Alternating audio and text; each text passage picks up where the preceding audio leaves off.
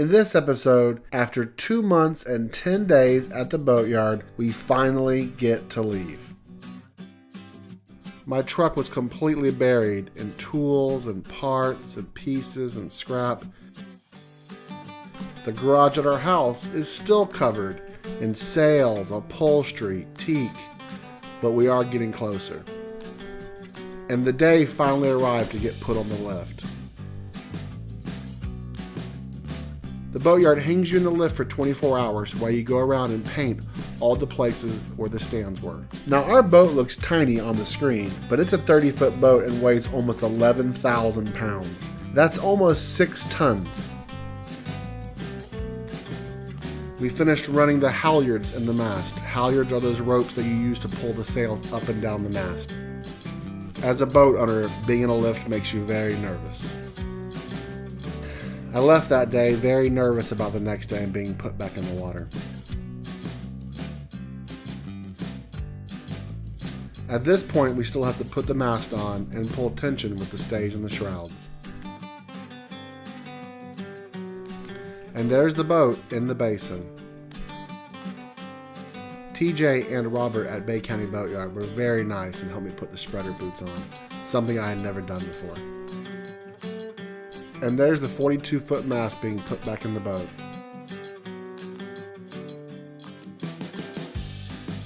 So you know where we are. That's Florida. And that's Panama City.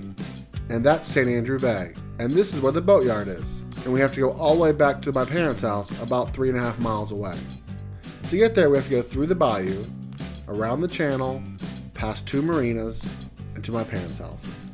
Nothing ever goes as planned. And as I leave the boatyard, the throttle cables get jammed into full throttle. At this point, I'm handing the tiller to Jimmy and I'm saying, just don't hit those boats and please don't hit those rocks. And then I jump back into the boat, trying to loosen the cables from the full throttle position. It's always exciting. Thankfully, my 9-year-old son Jimmy is very cool under pressure and is a pretty darn good sailor. There were lots of fishing boats in St. Andrew Bay that morning. I was told the Spanish mackerel were hitting. Thankfully, the bay was very smooth that morning.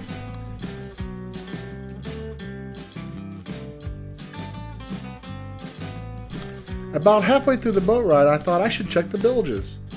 And they were almost full. We have a leak. So I started searching, and I found the leak on the exhaust hose. I temporarily fixed it, and I wired in a bilge pump.